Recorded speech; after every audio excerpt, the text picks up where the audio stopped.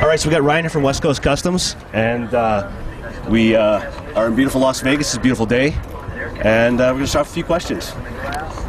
So Ryan, one of the questions the guys actually want to know was, your name has a very European last name flair to it. Yeah. Can you tell us where your family origins are from? You know, I've been to Germany so many times, and it's funny because I've never really tried to look it up, but definitely it's German. And next time I'm there, we're gonna try to look it up and see if we can find some kind of family tree. Right on. That's pretty cool. The concept here, the SEMA Show, it's extremely extensive this year. It seems like you got a lot of education going on, not just your vehicles, but a lot of very interactive things. Was that the basic concept, or am I completely off? No, it's definitely, I mean, our big thing is we have so many fans, and we come to SEMA every year for the last 20 years, and it's like, so how do we do it where people can learn something from us too? I mean, everybody wants a piece of West Coast Customs, so we created the West Coast Customs experience about 3 years ago, and it's basically a cool place for us to display our cars, but at the same time, it's a good thing where we have 450 different people coming through our classes where they learn how to do custom paint, learn how to do custom upholstery, learn how to do custom fabrication, and of course like the vinyl and stuff like that. So it's like an educational thing, but fun, and it's with my guys, so it's definitely an experience. Several locations around the globe. You have Dubai, I believe, or United Arab Emirates, I think. Yeah, UAE. And the Berlin location. Fascinating. Love the buildings. Saw the trials and tribulations you went through to do that. Why Berlin?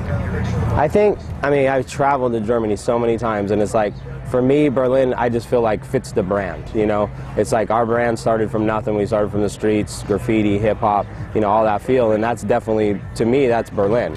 And so, I mean, there was tons of places. We could have went to Munich or Frankfurt, all these different places, but I felt like the brand really stuck really well in Berlin. Differences in the U.S. to the German market or the European market, is there anything that really stands out to you, or a few things that really make the two? Yeah, I mean, yeah, definitely. I think the big thing is what you can and can't do. Like here in the U.S., we're able to do so much stuff. I mean, I cut cars up, make them into two-doors, cut roofs off. In Germany, you can't really do that because you got the TIF. Your buddies at the TIF, so they don't really let you do as much as, you know, we would like to do. So I think that's my biggest challenge, just having a business over there that I'm trying to set up and trying to figure out the laws and figure all that out. But at the same time, it's fun because they're different cars than we have it, you know, here in the U.S. So it's a good balance, I think. A lot of people I've talked to have reckoned it back to you've got a very structured European culture as opposed to the Wild Wild West. Right, and exactly. That's kind of the appeal of the U.S. in Europe, is we're a bunch of renegades. Yeah. So it's got to fit you perfectly. Yeah, it definitely does. The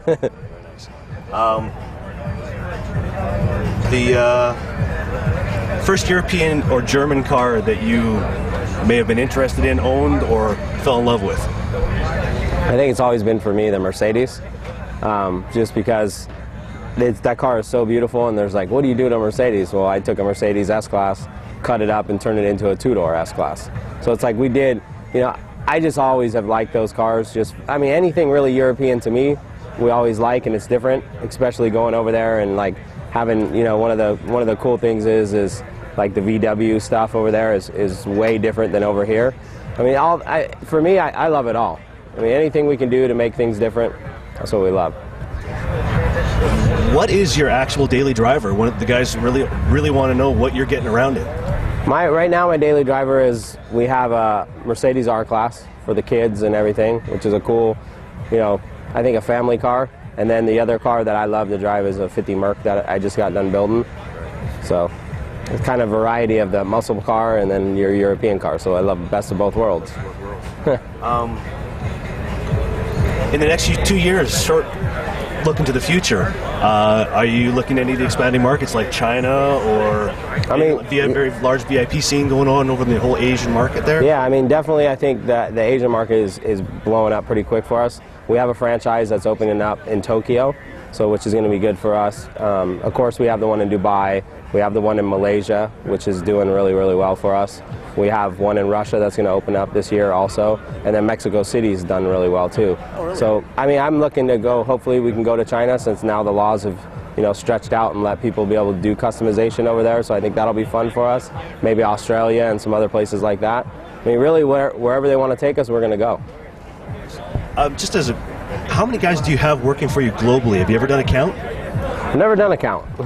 I mean, here in the U.S., I have about 28 to 34 guys, just depending on how crazy we are.